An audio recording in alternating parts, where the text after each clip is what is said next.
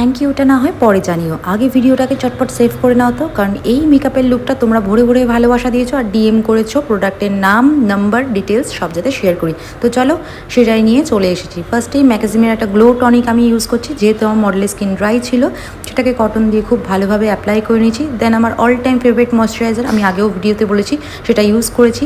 Then hey gorgeous I can hydrate you, এই স্প্রেটা আমি ভালো করে মুখের মধ্যে দিয়ে দিয়েছি। দেন ইউজ করেছি ম্যাজিক প্রাইমার, আগেই তো বলেছি মেকআপ আর্টিস্ট যখন হয়েছে একটু আধটু ম্যাজিক জানতেই হবে, জোকস অ্যাপার্ট। যাই হোক, ম্যাজিক প্রাইমারটা খুব ভালোভাবে ফেসের মধ্যে অ্যাপ্লাই করে দিয়েছি, যেহেতু সামারের মেকআপ হচ্ছে তার জন্য। তো এটা ছিল ক্লাস ডেমো, এভাবেই আমি আমার ক্লাসের স্টুডেন্টদেরকে দেখিয়ে দেখিয়ে প্রোডাক্ট ক্লাস ডেমো করে থাকি। দেন দুটো ফাউন্ডেশনকে মিক্স করে আমি আমার মডেলের শেড তৈরি করব। ফাউন্ডেশনের শেড নাম্বারগুলো হলো ম্যাগাজিমিয়ার 101 আর 301। 101 আর 301 এই দুটো শেডকে মিক্স করে আমি আমার মডেলের স্কিন টোনের শেডটা আমি তৈরি করেছি, দেখিয়েই দিলাম স্ক্রিনে। দেন দুটোকে ভালোভাবে মিক্স করে অ্যাপ্লাই করে নিয়েছি। আর তারপরেও বুঝতে অসুবিধা হলে অবশ্যই কমেন্ট করে জানিও।